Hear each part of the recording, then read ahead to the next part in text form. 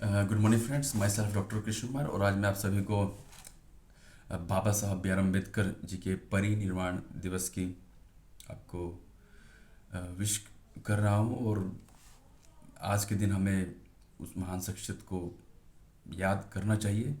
और वो एक सिंबल है, सिंबल ऑफ इक्वलिटी। और अगर आप उनकी जर्नी को देखते हैं तो बाबा साहब ने सबसे पहले तो ये एनालाइज किया कि एजुकेशन ज़रूरी है। और इस एजुकेशन के लिए देखिए, वो उस टाइम पर भी एक महार फैमिली से होते हुए, एक गरीब फैमिली से होते हुए, वो Columbia, London School of Economics, Berlin जैसी टॉप की जो यूनिवर्सिटीज़ थी वहाँ पर स्टडी कर पाए और पीएचडी की उन्होंने उपाधियाँ ली।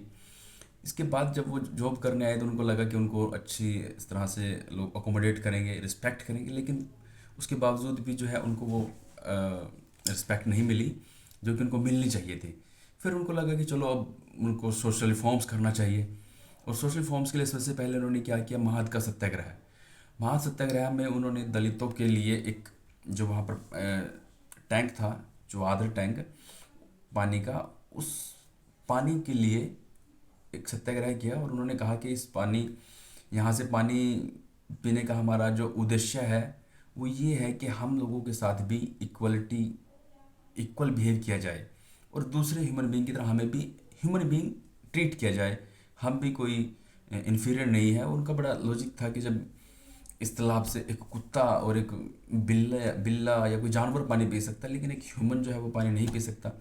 और उन्होंने उसमें से पानी पिया, लेकिन बाद में वो केस कोर्ट में चला गया।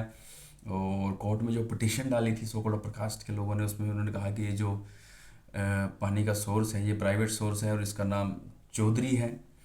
और वो केस चलता गया। और बाद में बड़ा ये हुआ कि जो ब्राह्मणिकल कल्चर था, जो ब्राह्मण लोग थे, उन्होंने उस पानी के टैंक का शुद्धिकरण किया।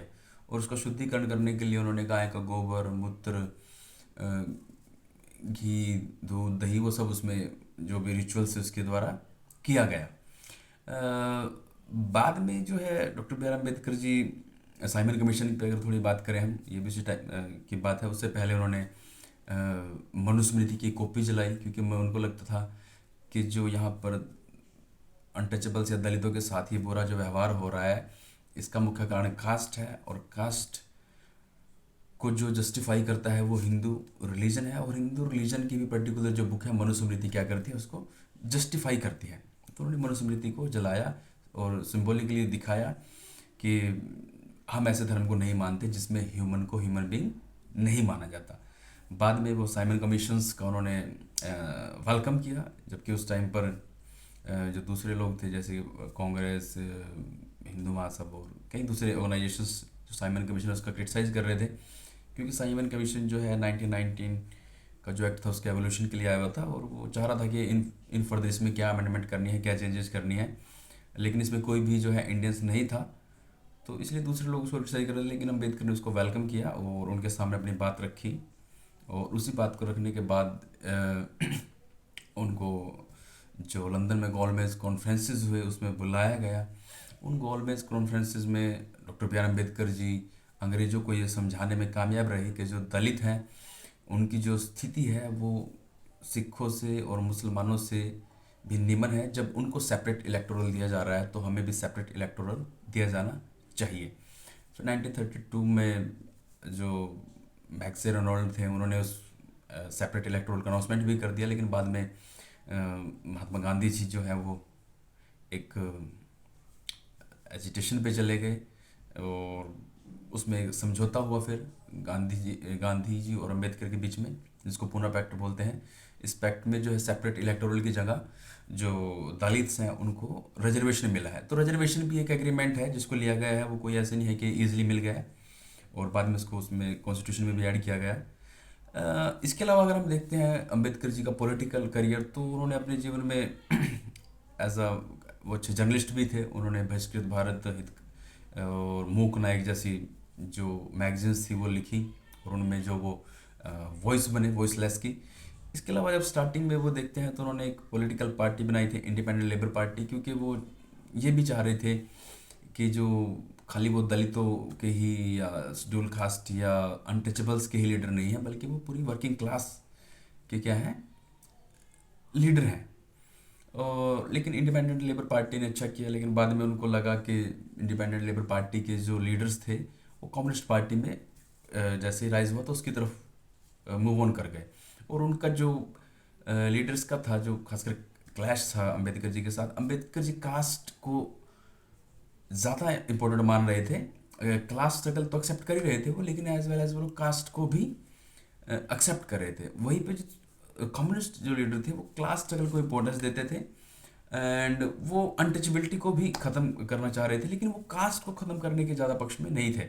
तो इस तरह वो स्विच ऑन होते गए कम्युनिस्ट पार्टी में। बाद में जब अम्बेडकर जी को लगा कि उनको दोबारा से अपने से आना, तो उन्होंने फिर एक दूसरा शेड्यूल कास्ट फेडरेशन बनाया। और इसमें भी उन्होंने अच्छा काफ़ी लोग उसमें जुड़े, लेकिन ये बाद में स्प्लिट भी हो गया, उनके क्लैशेज हुआ। फिर उन्होंने जब